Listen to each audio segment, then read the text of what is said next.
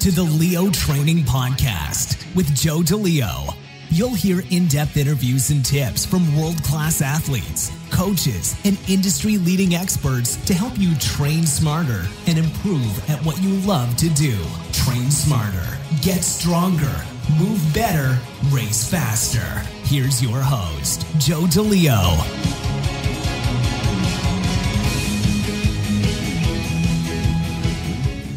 This is Joe DeLeo, and we are back with episode 18 of the Leo Training Podcast. Today's guest is Sam Loch. Sam is a Princeton University alumni and 2008 and 2012 Olympian with the Australian national rowing team.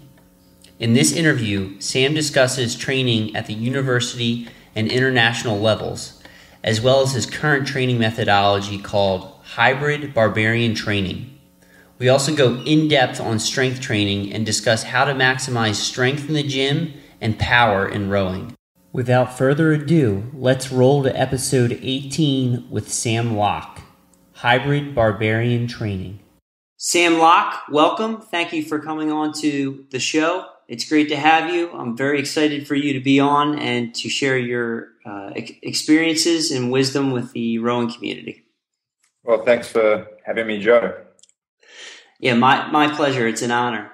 So let's kick things off. Let's have you talk a little bit about your background and entry point into the sport of rowing, and then sort of your journey and what you're currently up to. Sure. Well, I guess my rowing journey started at the school I went to from grade 6 to 12, and my initial interests in sport were in rugby and basketball. I loved the NBA when I was growing up, and that's what I played as a summer sport for my first 2 years at school. Just turns out I was pretty terrible at it. And rowing at my school was known as the toughest sport you could elect for your summer sport, which was compulsory to have a summer and a winter sport. And rowing seemed like it would be the best sport to provide fitness for rugby. So initially when I started, it was under that guise that this would somehow improve my rugby playing capabilities. And then over a long enough time frame, it became more important to me and more of my focus than rugby. And a long enough timeline to where we are now. Awesome. So you've had quite a journey. As you just described there, starting off initially as something to complement rugby, and then you ended up coming over to the United States. You rowed at Princeton University for 4 years, and for the Australian national team, and now you're training on your own. So could you just start off and describe, I guess, what it's like coming over to the U.S., training at a U.S. collegiate university, and then coming back and training with the Australian national team. How those styles or programs differ. What you've learned in each one. Sure. Fortunately, at each stage, I've been fairly well prepared by the stage before. So my high school rowing experience, fortunately, was in a program that was really good. And my high school crew was very successful. Coach, Dr. Andrew Randall, knew what he was talking about. His programming, his technical eye were excellent. And that put our development in a really good place, which meant that by the time I was went to Princeton, I was well prepared for the oarsmanship, at least. Not so much how would I put this, the academic rigor. I conceptually understood that academics were first, but in my mind, rowing was more important to me. And my freshman coach, now varsity coach, Greg Hughes, was very adamant that academics were the number one priority. And I think in my mind, I thought, I understand it, I get it, sure. But it took me several years to actually make that be the case. But on the rowing side of things, I found that rowing at Princeton was felt quite natural to me. The approach to rowing and racing in the US always assimilated well with my sensibilities for how to move a boat, how you view the racing and rowing experience. And so I enjoyed my time immensely at Princeton, the collegiate experience, the academic experience, and also the racing. The guys on my team were terrific, some outstanding oarsmen, Olympic medalists, guys that constantly kicked my ass on the machine. So I was in very good company, which prepared me well for to return home, which was always my plan, and row on the Australian national team, which was a terrific experience where I had a lot of success domestically in certain races that were quite important. Never felt like I hit the heights that I expected for myself at the Olympic level, but I still feel pretty good. So I'm not saying that those are over for me just yet. Yeah, absolutely. It sounds like at least from what I've seen on social media, following you quite a bit, it certainly appears you feel like you have some unfinished business. Yeah, always.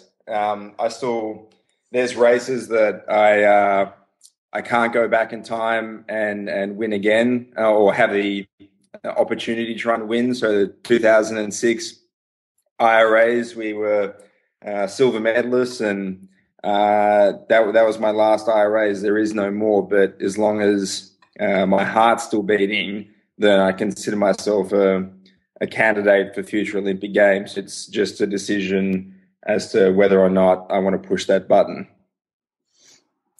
Absolutely. So you're doing a lot of training on your own currently. That's correct, right? Yeah, always, pretty much. Yeah. So I've been an avid follower. That's how you and I first connected, and it definitely seems like it's vastly different in some ways than some of the traditional programming that might be seen in a rowing program. You're definitely doing a lot of strength training to complement the work on the ergo. So could you talk a little bit about, one, why you do that, why you think strength training is important, and how it can help rowing, and sort of some of I guess your current goals that you're working on? Sure. So I think strength training is not just important for rowing. I think it's equally important just for any human being to engage in some sort of meaningful resistance training. The studies indicate that over a long enough time frame, that strength, more than respiratory fitness or cardiac health, strength is more closely related to mortality than any other parameter. So that any strength that you can accumulate before what I like to say, the inevitable onslaught of human decay. Right. Any way you can get ahead of that is going to stand you in good stead, not just for your current quality of life, but for the future. Now, that's not my focus day to day, but that's certainly the vein in which I recommend it to people. You should try and make yourself a stronger organism, and that's going to help. Going to help you no matter what your ambitions are, whether it's just to be a better athlete in a particular sport, or to be able to get off the toilet at a particular point in time. Both are important. It's just that some of those don't seem as important day to day until you're right there up shit creek without a paddle. So for me, I think for rowing, my strength in rowing was always that I was strength. I was always strong for an oarsman, more than sort of aerobically capable. Technically, I was proficient without being outstanding, but I could generate some force. I could crank on the handle. Knowing that was the case, I pretty much neglected strength training and a focus on strength and power for many years as I tried to develop those other skills. And I think this was detrimental to my rowing at that time, and also just to myself. I like being strong. I like that form of training, and I had best intentions to neglect it for a little while. But if I had my time again, I would do that portion a little bit differently. So now, the strength training for me, it increases the power that I could produce each and every stroke, but it also supports my structural integrity. So I'm less likely to have injuries, overuse injuries, or just injuries that where stuff gets in a compromised position, and then there's a fault, where I tend to avoid those nowadays, because I've built myself into something more robust. So the strength training now, I do probably in excess of what is required for my performance goals, but it's the training one of the training modalities I enjoy doing the most, and I can see myself doing that until the end of my time, at least. So it's a hobby as much as anything else. That's outstanding. I can totally relate to that, because that's kind of along my own journey. That's something that I've discovered for myself as well. It's just the strength training. The more you do it, there's more and more enjoyment out of it, and you can just see the benefits spill over into so many other areas. Yeah, well, I started in the gym before I was in the boat. It was around a similar time, about 14. Mm-hmm. And the strength training has come and gone in different capacities and different frequencies over the years. But I mean, before I even knew what rowing was, I was watching Puppy 9, and my initial training knowledge was developed reading Arnold Schwarzenegger's Modern Encyclopedia for Bodybuilding, which has no performance orientation, but in the pre-internet days, that's all I had access to. A mate had the book. I read it. I was like, okay, this seems like a good way of getting bigger and stronger. Then, obviously, over time, your knowledge becomes more refined with access to more information. With the internet, the information is limitless. So it's an ongoing journey is to figure out how to include that type of training versus others, and in what balance and how often. It's a path. Yeah, it's absolutely a path for sure. So what's your program on the strength side look like, today compared to, when you first started, as a high school athlete? Are you still doing similar exercises, or have you shifted away and are doing completely different exercises? No, actually, a lot of them are similar, but done in a different way, mostly because I know better now. I'd say the main movements that I do in the gym are essentially powerlifting movements, done like a powerlifter. And I tend to, most of my strength sessions begins with either squatting, deadlifting, or bench pressing, then some supplementary exercises, generally in support of those larger exercises, or exercises that are designed to increase the power production for the rowing stroke, other exercises that help structural integrity and injury prevention, and then other exercises just at this point in time for hypertrophy, because I believe, in large contrast to when I was rowing in the boat. At this point in time, I believe additional muscle mass will help my aspirations. So you found by putting on additional muscle mass, it's translated into greater power output. Is that accurate? Yes. And at certain distances. So at a certain point, I think, for me, I'm probably better up to 1,500 meters now, and after that, not so much. I'm almost detrained from the longer distances, so 5, 6K an hour.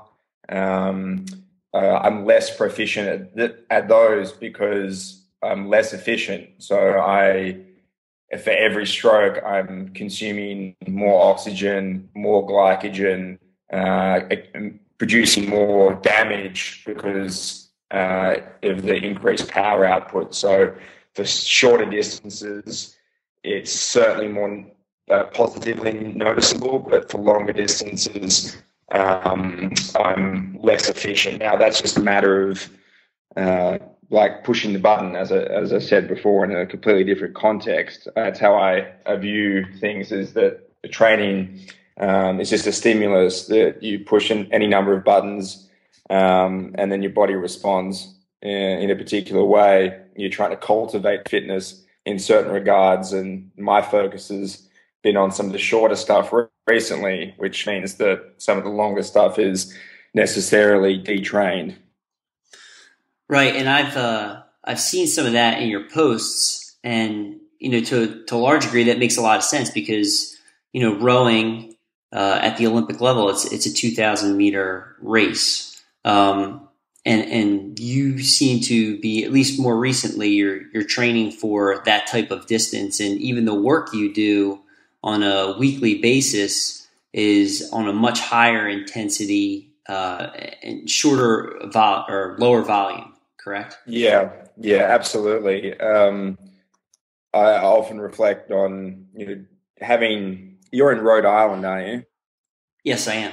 Yeah, so you're acutely aware what winters can be like in the Northeast, and it's less brutal in New Jersey, but it's enough that the river's frozen or the lake's frozen for several months of the year. So you head indoors, and the primary training is on the machine, accumulating steady state minutes. And because my philosophy at certain points is I'm trying to be the best that I can be, so I'll go at it with much enthusiasm, which meant that I accumulated just a ton of time at fairly moderate intensity, and continued that for many years while I was on the national team.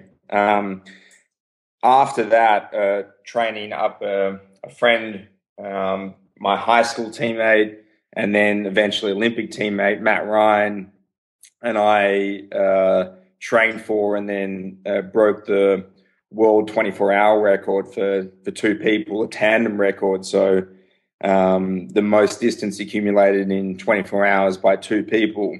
And all of the training for that was, on the machine at least, was low intensity, steady state. I was doing a fair amount of gym training at the time because I was starting to go back that way, and it also for injury prevention. But after that, I found it very difficult to do anything slower than about 145 on the machine for a year. And then for the last few months, maybe even a year from today, I'm not sure if I've done much slower than, this year at least, it's nothing slower than 120 at all. It just seems like jogging. It just seems very uncomfortable to me. It's amazing what the human body can get used to, huh? Oh yeah, and I was having a conversation with someone in the Australian men's quad at the national championships, and he was saying that for him, too much intensity tends to stress his immune system out, to too greater extent, that his ideal preparation for racing would be to keep up the aerobic volume, then do maybe one race a month out, one race 2 weeks out, and then race. Whereas for me, I can pretty much do intensity every day. Now, at some point, that's going to be unsustainable, but it tends to be more suitable for my physiology than just long minutes. That tends to wear me down and be suboptimal for cultivating future fitness. So you seem to respond very well to and recover from doing shorter bouts and higher intensity. Yeah, I think I recover well in general because when I was doing a lot of volume, I tended to, relative to my peers, I felt like I could weather the training fairly well. That's one of the qualities that sort of helped me along over the years, is that I could manage load fairly well. But I think the more shorter intense stuff, sort of high quality, low volume, high intensity, that suits me pretty well. Awesome. So I've just from listening to you over the last couple of minutes, I actually just jotted down several additional questions. Sure. So I guess the first one is, so do you think it's necessary for an athlete to have, some years of training, of building an aerobic base before they attempted or tried to kind of do what you're currently doing in terms of the higher intensity, shorter volume? No, I think that I can get by with a little less aerobic volume because I had probably 10 plus years in there where I was aerobically training fairly consistently, many hours a day for many years will do that. But in saying that, I think that over a calendar year, there should be different periods of time where, this is periodization, but different periods of time with a different focus. I don't necessarily think that one would have to train for years to establish aerobic base first. If we were going to order things, I would say that you would train for technique, positioning, and strength first, then those things with aerobic development, and then more specific speed elements later on. But each of those phases would be dependent on the individual or the group if it's a team setting. Absolutely. Thank you. So the next question I have for you is, you talked about before, your strength training, including exercises that help to build and ensure structural integrity, power, and hypertrophy. So in your opinion, what exercises are good for achieving, all three of those? Well, I think fortunately you can pick exercises that don't necessarily need to hit all three, but that can hit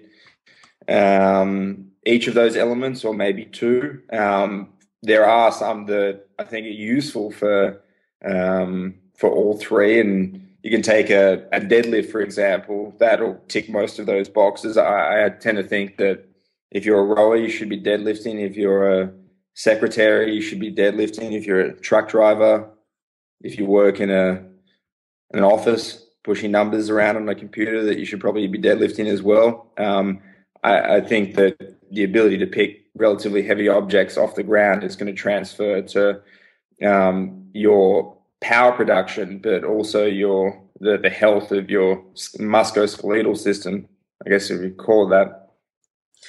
Yeah, you and me both. It's probably one of my favorite lifts is the deadlift. Yeah, it's very, very simple. There's no avoiding. It's no avoiding it. The weight's on the bar. It is what it is. You pick it up, you put it back down. If you can lift more weight at a point in the future, then there's probably something about you that's trending in the right direction. If you could produce more strength at a given time, that you'll be able to notice that when you're carrying your shopping or your luggage or your kids or whatever. Yeah, and you just hit on a couple big points right there. It transfers over to just daily life so well. You need to, as you said, you need to be able to pick up heavy stuff. It's just important for health and longevity. Yeah, and there's nothing worse, in my opinion, in the sport of rowing when there's some really big-bodied people, women that are in excess of 6 feet or guys that are 6'5", 6'6", and in some senses, they're very strong, physically capable, aerobically imposing, but they're also not strong. They can't functionally. They're not strong individuals. You wouldn't ever come across that person and say, "Oh, that person's strong." And I think if you're, my interest is always in the men's 8, and there's not that much room for people to be in that boat that aren't just flat out strong. I think if that is the case, they're more likely to be successful, or they're more likely to be successful over a period of time that's required to develop the capacity to go faster than 8 at the highest level. Obviously, there are people that have been successful in that or any bow class that aren't necessarily strong. They're technically proficient, or, like I said before, aerobically endowed. But I think you can be those things and a little bit stronger.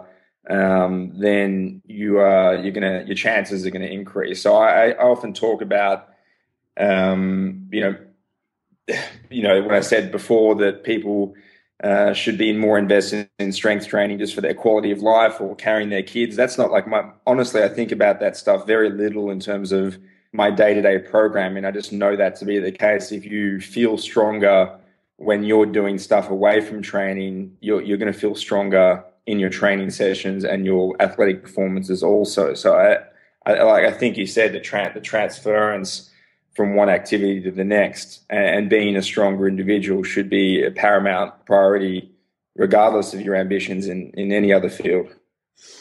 Yeah, absolutely, for sure. I mean, the one thing is rowing. It takes quite a toll on your body. It's a cumulative, repetitive motion, and especially on the sweep side, you're moving your body in a manner that you're rotating around one side. So it just takes time, and you're developing, an imbalance. So, whenever one is done with rowing, you want to be able to function and have a life where you're not, perhaps just walking around and favoring one side of your body unconsciously. And that to me has been one of the biggest things for myself is, and I'm sure you'd agree, is the ability to do the strength training exercises in the gym and not only build strength that carries over to the performance side, but you don't sort of feel like you're walking around kind of crooked. Yeah, that's key as well. I think just the functionality of your body. It's supposed to be able to move in multiple planes, and as your training becomes more specific at an Olympic level, you're there for boat propulsion.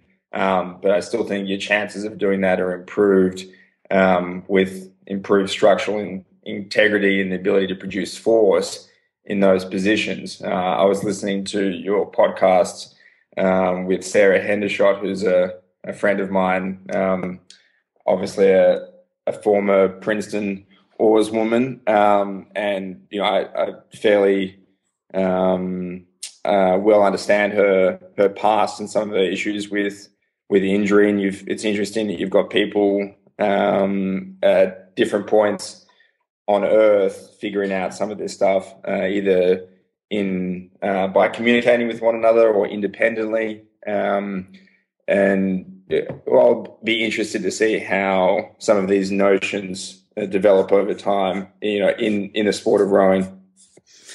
Yeah, me too.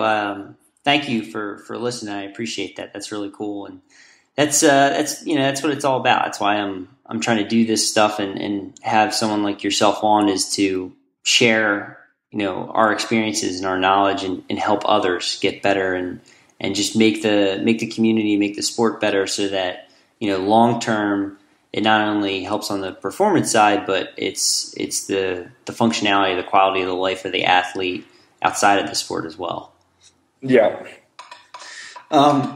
So you hit on the deadlift. Is there any other kind of exercises that are staples? Are there any exercises that you do that are maybe not necessarily a grind, a slower type of movement, and are more on the explosive or ballistic side? For I guess a more velocity-based lift is I like Olympic lifting, but I think to do it proficiently requires an amount of focus on those exercises that if you're happy to dedicate that time, then I think you could include those in your rowing training. So, clean, power clean, snatch, power snatch would all be useful. I like to do some versions of those exercises that don't have the same technical requirements. So a hang snatch, high pull, I use quite regularly, and it has the hip extension, some upper back pulling, and it's done with speed. And I like the way that it feels. And it seems as though when I'm strong in that exercise, and the strong isn't necessarily the amount of weight on the bar, but the way that you can move that weight. When I feel strong in those exercises, I feel strong on the handle, which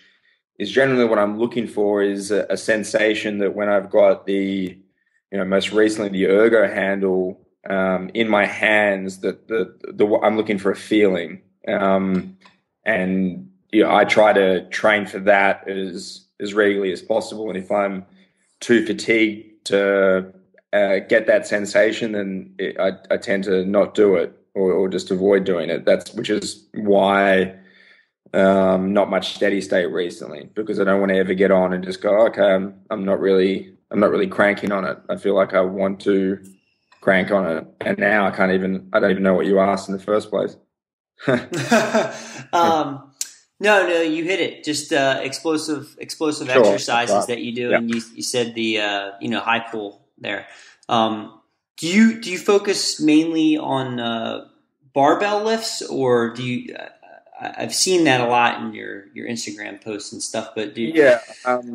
Yeah. I guess I also do some box jumps, single leg box jumps, some broad jumps, some med ball slams, which for I guess plyometrics and also for more explosive movements. I use dumbbells a fair amount, some machines that would primarily be used just for bodybuilding. I find there's a place to incorporate some of those. So rowing with a machine, so a cable attached to a handle, or I like hamstring curls and leg extensions, not instead of squats. I just think in addition to at a point in time that they can be quite useful for localized hypertrophy. A bigger muscle is often a stronger muscle, and if you can specify where you want increases in size,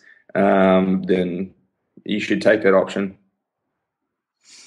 Yeah, absolutely. Yeah, if you can build that strength, it goes a long way and carry over to everything else, and it makes everything else easier. Yeah. I even noticed, just myself as compared to pre-London Olympics, is something like carrying the shopping bags. I feel stronger doing that. Now you think, how could an Olympic oarsman not feel strong when they're preparing for the games? And I didn't know at the time that was the case. So it's only on retrospect, compared to how things feel currently, that you can appreciate the difference. And it's the same for anyone. They're not really going to be able to appreciate how weak they are now until they're stronger. And I'm sort of constantly comparing myself to myself, 5-10 years down the line, where I envisage that I'll be a lot stronger than I am now, and will reflect on this point in time as I can't believe you were existing on Earth with such a lack of strength. Right. I mean, because it's all about perspective, and it's all relative. So I think at this point in time, I would advise, like I am for myself, just any advancements in strength. But in saying that, at different points in the season, or as I get closer to more specific athletic goals, you have to de-emphasize a focus on strength for elements that are more specific to performance goals. So if your goal is a 2K ergo in June, you might have a different emphasis on strength in January and February as you do in April and May. They may be similar, they may be different. It might be dependent on your needs, but I definitely believe in periodization. So at the moment, for me personally, the last week has been, reintegrating with some of the more lifting, because in the 2 weeks before that, I was my training was more specific on the machine. I was doing stretching, some mobility, gym training, but then mostly very specific intervals on the row machine. Very cool. Very cool. So could you go in a little bit more depth, because I'm curious. So how do you balance in terms of the periodization, the strength training, as well as the work on the ergo? Do you space them out throughout the day, or do you do strength first and then the work on the ergometer? Yeah, mostly, almost exclusively for the last, I guess, let me see, year, 6 months. Hard to put a finger on it. I train for strength and with the barbell first, and then on the erg. So and basically back to back. So sometimes those sessions end up being 3 hours, but that might be the only thing I do that day. So I'll warm up, mobility, stretching, dynamic, some static, pre-training. Oh, I know it's not supposed to, but anyway. Then strength training. Then I get pretty much on the erg, and I do a little bit of warming up on the machine, but not much. And the reason I sequence it that way is I think if I did the erging first, the strength training would be too compromised as compared to the other way around. So the force production on the rowing machine will be down a little bit after doing the weights, but I think that I get used to training, like, this is the power that I can produce even when I'm tired. And I believe that as I get further along with some more specific goals on the machine, that won't always be the case. I will reverse the order. So do some work on the machine first, or some just standalone sessions on the erg. But for the most part, because my focus at the moment is more with the barbell and strength accumulation, and some more basic stuff with that, and less volume on the row machine, then I tend to have ergo after weights. Very cool. Very cool. So could you share a little bit about what is hybrid barbarian training? Yeah, I guess it's you're not the first person to ask me that, and I'd like to say there's a succinct response, but it's my training philosophy. And as I said to you before we started the podcast, I think it's a little bit easier to type than it is to say. But the hybrid portion is indicates that I sort of view training modalities along a continuum. So at one end, you might have ultra endurance events. And then at the other, you might have highly explosive events like Olympic lifting. A tangent might be something like gymnastics, which obviously requires a different set of skills. And my belief is that you can train for any of those as long as you know what the requirements are in order to do so. So that the same organism could run a marathon and can squat double body weight and can do something else as long as you organize the training in such a way that that's possible.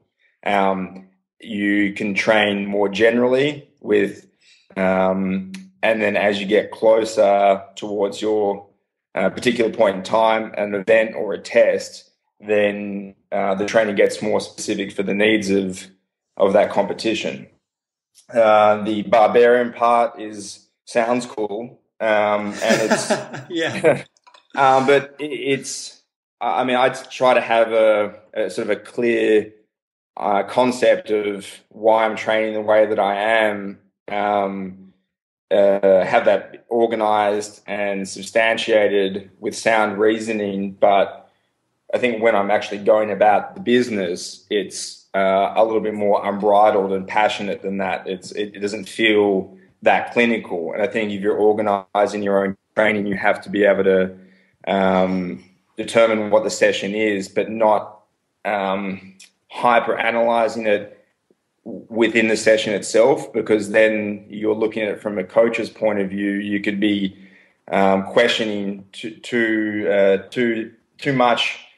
Is this feeling good? Am I tired? Sometimes you just need to get on with it. You need to grit your teeth and do the bloody work. And it's both. Yeah, it's not always going to be you're not always going to be coming off an arrested state where you feel fresh. So there is absolutely those times where you gotta, like you said, grit your teeth and get on with it and go through the training session and stuff. And there's a ton of value in doing that because, most of the time when you're racing, especially in longer type regattas, it's multiple races over the course of several days, and you have to be able to recover and deal with that fatigue on a physical and mental level. Yeah, but even if you are fully rested and it's one race, I say to the guys that I coach that there are known parameters of the sport of rowing. Like at a certain point in time, it is going to be uncomfortable.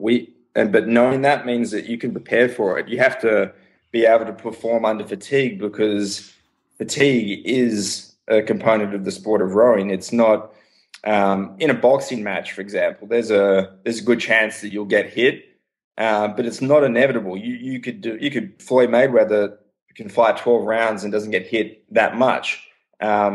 Sometimes not at all. Floyd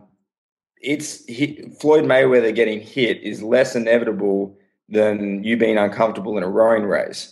To put yourself in a dominant position that it might be comfortable, you still need to work bloody hard to get there.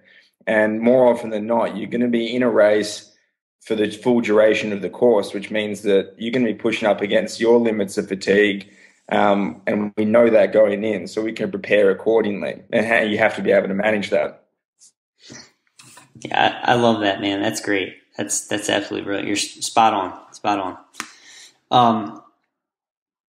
So would you mind sharing, some of your numbers, I guess, to kind of give some people some stuff to, grab onto tangibly in terms of on the erg and what you're doing with the deadlift? I'd love to, because I love knowing other people's numbers just to see what people are doing, what's possible. But right from the start, ergo scores were barely accessible pre-internet. But I did my best to be like, how is it possible for someone to go 540 on the erg?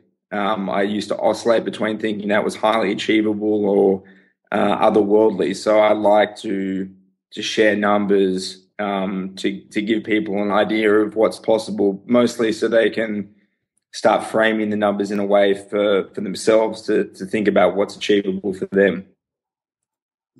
Yeah, absolutely. Absolutely. So what are your numbers? Well, what distances do you want to know? Okay, well, I guess let's start with, let's start from the lower end of things. I think I saw recently you were doing, was it 100 meter and then some distances under Yeah. So 500? I guess, yeah, for 100 meters at the moment, I'd estimated the average would be for a maximum would be somewhere around the 108 region with a low pull around 105 or 104. But I haven't done just a single 100 meter or a single 500 meter in quite a while. So they're estimations based on fairly good field reports. So my 500 at the moment would probably be around 115 if I had to guess. My 1,000 meter is a 242.4, which is a 121 average. My 2K PB on a stationary machine is 549. I did that last year, so 2 years after I stopped rowing. And then my PBs for 5K would probably be, what is it, 1540, 1539, somewhere around there, which is, I think, 134. So my scores start getting, relative to the best in the world, I get worse as they get longer. So there's numbers that people can hold for an hour that baffle me. I mean, I've sat next to some of these guys and really, truly impressive what some oarsmen and oarswomen can do for 20, 30, 40, 60 minutes. Yeah, I think just listening to those numbers, my legs hurt right now. Well, it's I guess they develop over time. So my 2K inched along sort of year by year. You take off a second or two, and there were years in there where I did not improve numerically on the machine. And part of that was because my focus wasn't necessarily on making myself faster on the machine. It was just I was trying to move boats fast specifically, and some of that would transfer onto the machine. Sometimes it wouldn't. What I'm doing now is trying to validate my methodology and also see what I'm capable of over distances that interest me currently.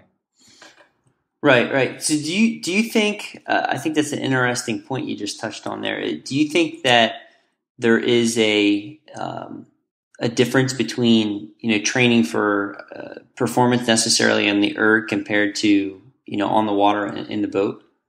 Yeah, I do. I think that all that I've said about the strength training, I think it's slightly more important for the machine than it is on the water, just because of the nature of the stroke. I think the fact that you're dealing with water in the boat means that it just seems like the force application is a little bit more subtle than on the machine, where increases in brute force production are going to be more helpful to a linear degree, at least. So I think that when preparing for performance, either on the water or on the machine, there's going to be similar elements. But if you're trying to eke out,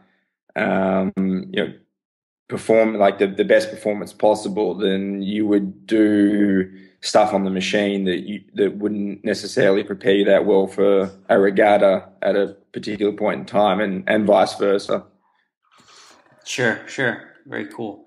So what are some of your numbers on the strength side? Okay, so do you want them in pounds? Either one's fine. I'm familiar with kilos. Okay. And I'll jot them down, and I can put them in the show notes and put them into pounds. So deadlifting, 617 pounds. I think it's 280 kilos.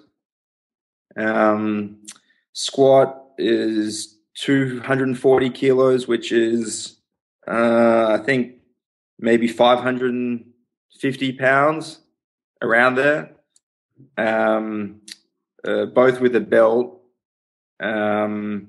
Bench press is 160 kilos, so I guess that's 360-ish pounds, if I had to guess.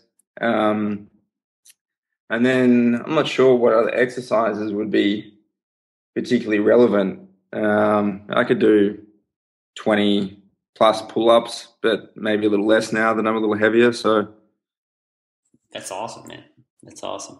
Are you doing the, just out of curiosity, is the deadlift on I've seen both on your Instagram. Is it was that with a barbell or a trap bar? That was with a barbell, though I do use a trap bar deadlift as well. I think that oftentimes that either is an introduction or quite useful for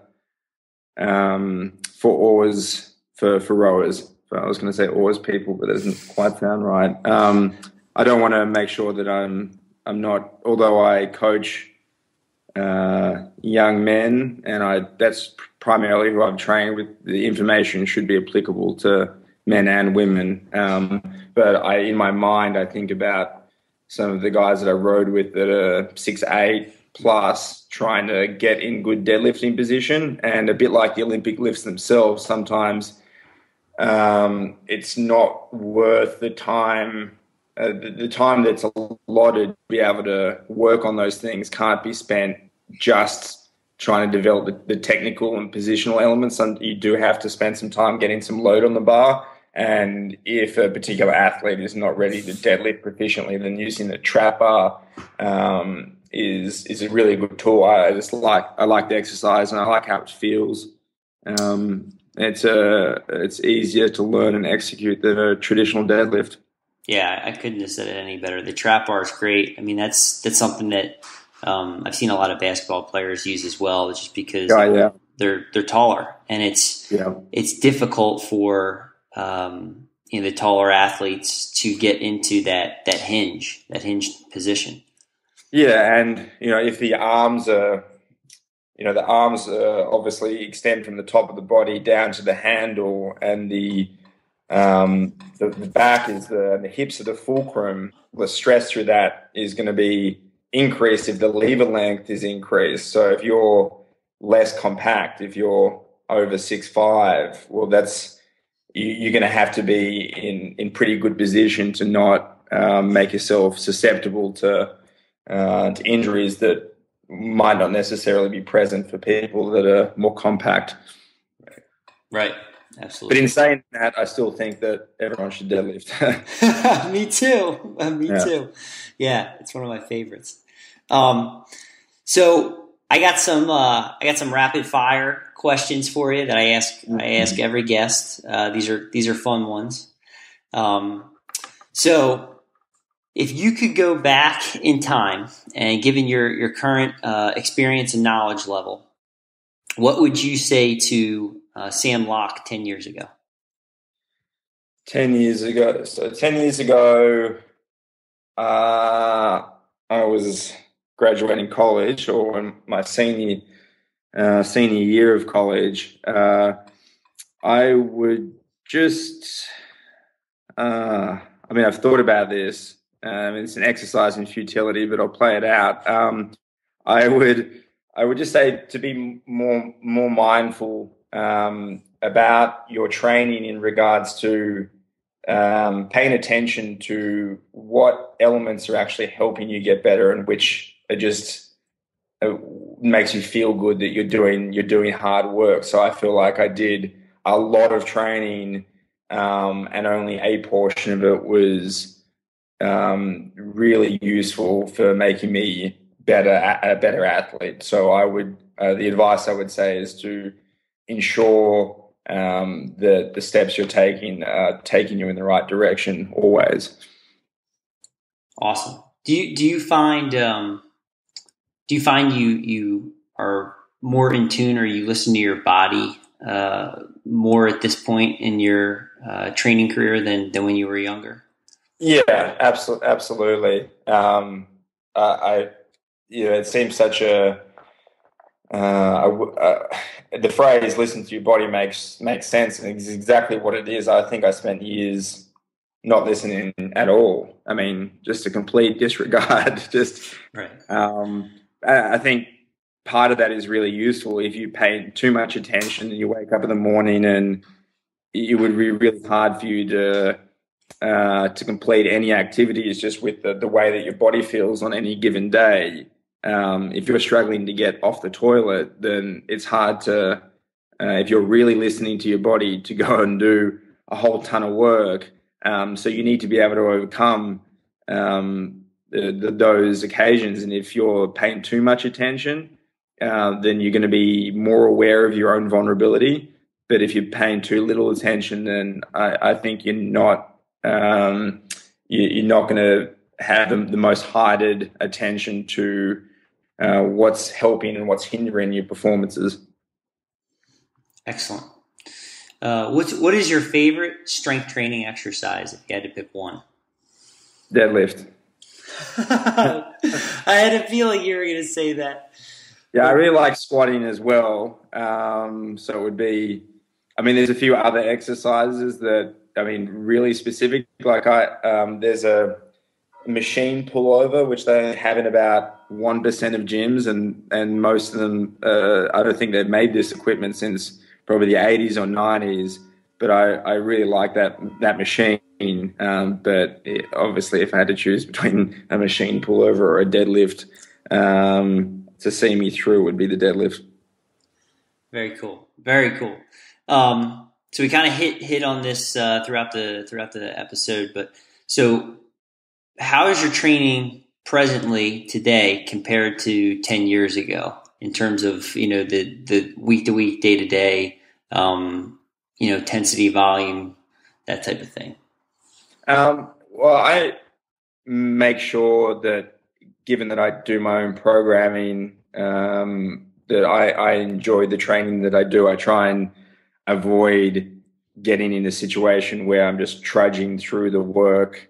There's moments when that to do hard work, it's not always going to feel fun in the same way that playing Xbox is. But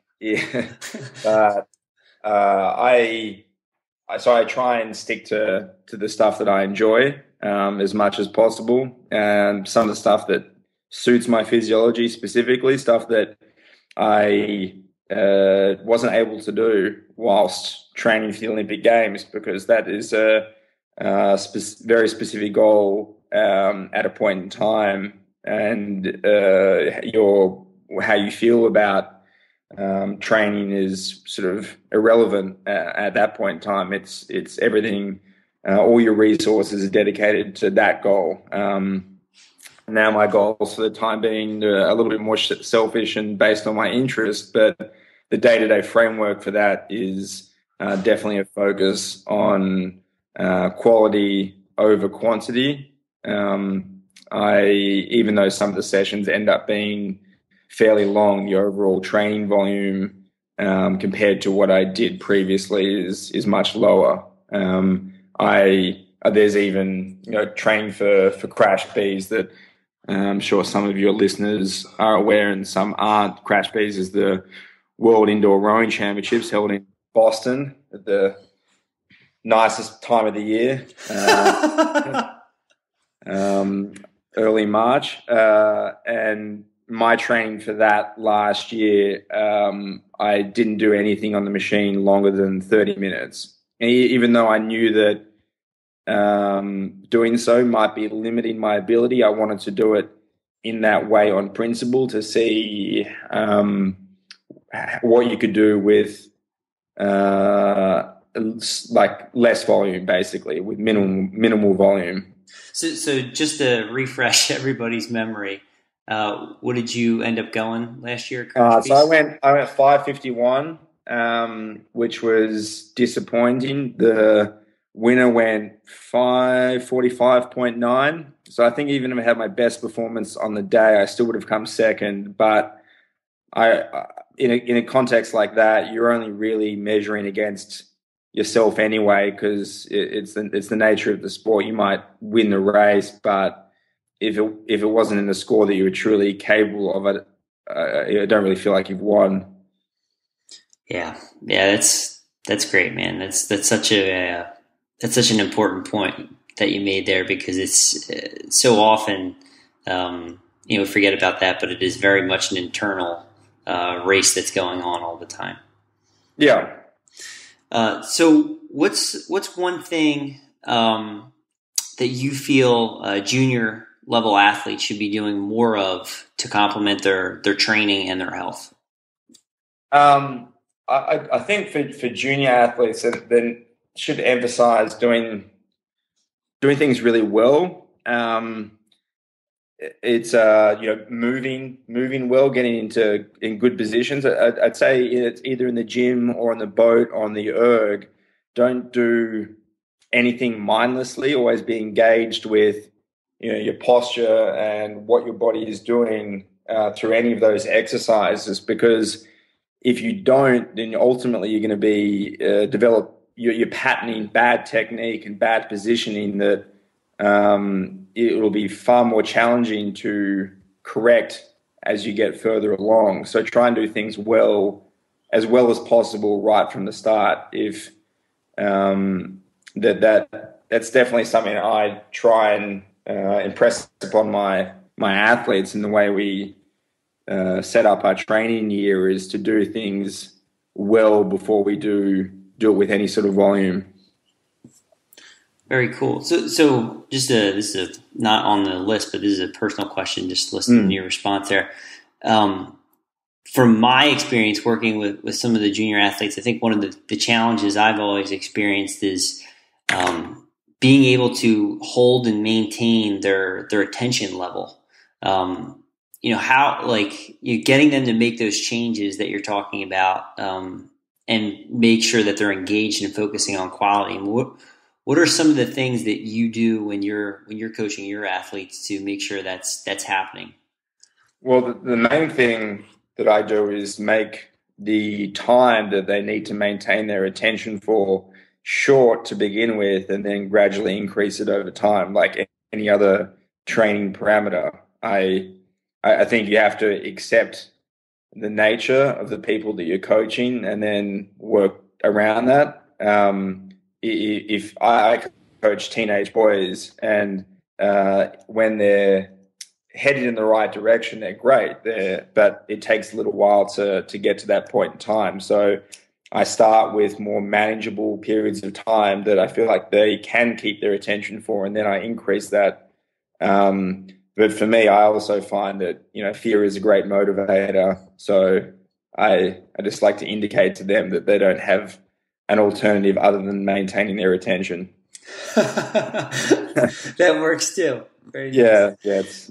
I use whatever means that I have access to. There you go. Got to get the job done. Yeah. What's your best advice to help improve recovery from a training session? Make sleep a priority. On the list of things that I would do differently, it would be to make sleep a larger priority for earlier on in life. Because I existed with so little sleep for when I was in high school and then in college, I thought that was, I could do it. Somehow I could overcome the biological need of sleep. I was very much in that camp of I'll sleep when I'm dead. I remember saying several times to many people, sleep is for pussies, which obviously is crazy. I still think that humans can overcome sleep shortages with the power of their mind. I mean, we've seen that in many contexts. If you think that sleep's crucial, then how do people survive Hell Week in the Marines, but they do. But in saying that, I would say that sleep is integral. You need to find the optimal amount of sleep for you, and then hit that as regularly as possible. I think the alternative is going to compromise all the other elements of your training. You adapt during the recuperation phase, not during the training phase. So you have to have an equal emphasis on the restorative period as you do on the training, which means practicing good sleep habits like having a cool, dark room with a comfortable bed that hopefully you don't get disturbed by sound. Hopefully you keep regular sleep hours, so you go to sleep and wake up at a similar time every day, which will support the consistencies with your circadian rhythm. And all of that might not be possible, but you do what you can as well as possible. Yeah, that is, you just nailed it. I mean, that's such an important one, sleep. I'm not sure if you had a chance. It's very, timing wise, I found that unbelievable that you said that as a response. Cause I shared on the Facebook page. There's a study that was just released, recently, but basically it said that the, injuries correlate, for junior athletes. A lack of sleep showed that their motor control, their brain wasn't functioning at an optimal level, and that carried over into injury. Yeah, I believe it. I find that if I have just a scratch on my arm, like a cut or something from that, if I get a couple of nights of good, hard, long sleeping, my skin will recover quicker. It's your body heals faster. Right. Yeah, it does. It does. Absolutely. What's one book everyone should read? Oh man. That might be the hardest question you've asked all day.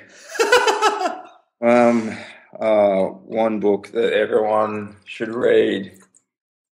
Oh, I don't know if I could bring it to. Well, pick 2 or 3 then.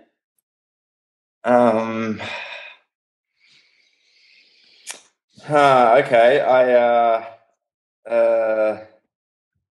Oh no, you've got me. I feel like if I say anything it's too large a indication that that's the crucial book.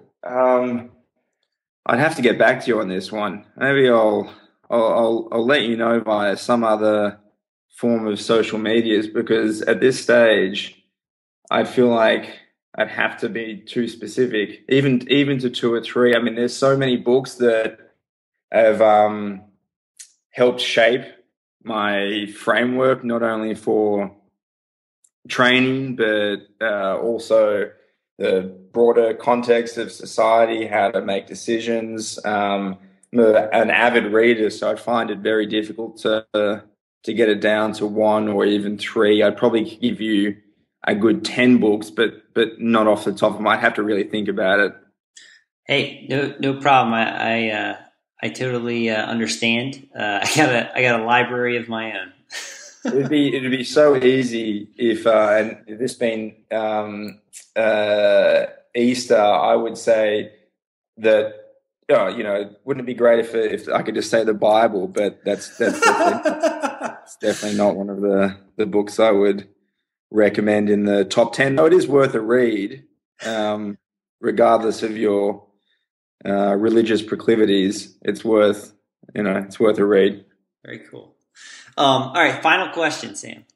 So, in your experience and training, have you encountered sort of one myth that you found to be false? Meaning, whether through something you've read in a book or from a coach, during your training or through your experiences, you found the opposite to be true.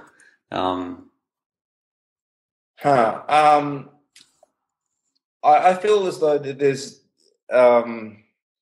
almost any known myth can be proven in a particular context. So what did Sarah say for this? I didn't get to this point in the podcast. I gotta think for a moment. She talked about rowing feet out, and she doesn't like rowing feet out. No, she does. She does. Oh, she actually had a coach at one point tell her that it wasn't good to do, and she said that's something that's helped a lot, and it's become a staple of her rowing. Yeah, I guess I've consider where I get my information from so many different sources. I've rowed in and spent a considerable period of time with different coaches in different environments, and so I think that almost anything could be validated within a particular context. So I would feel like there's almost no training myths other than you don't need to train to get better. If anyone's ever said that, I would say that's a myth. Or I don't know a particular because I think almost anything can be proven in the right environment. Right. Absolutely. Yeah. Well, Sam, this has been a pleasure. How about you don't need to be tall to row? What's that? What was that? You don't need to be beyond a certain height to row well. Right. But I think it helps. I think it definitely helps. That part's not a myth. No, a longer lever arm definitely doesn't hurt for sure. Yeah, all else being equal, taller is going to be better, but it's not the limiting factor. I'd rather be short with a heart that works than tall and be a big pussy. Right, absolutely. So Sam, hang on the line. Let me give you a proper goodbye. I hope you enjoyed episode 18, Hybrid Barbarian Training with Sam Loch. Be sure to head on over to iTunes and drop in a 5-star review. I'd really appreciate you taking the time to do that, and it really helps the show grow and reach new audiences. Be sure to tune in next week when I interview strength coach Tony Gentlecore. Thanks for listening to the Leo Training Podcast. Subscribe and get even more expert training tips at www.leotraining.io.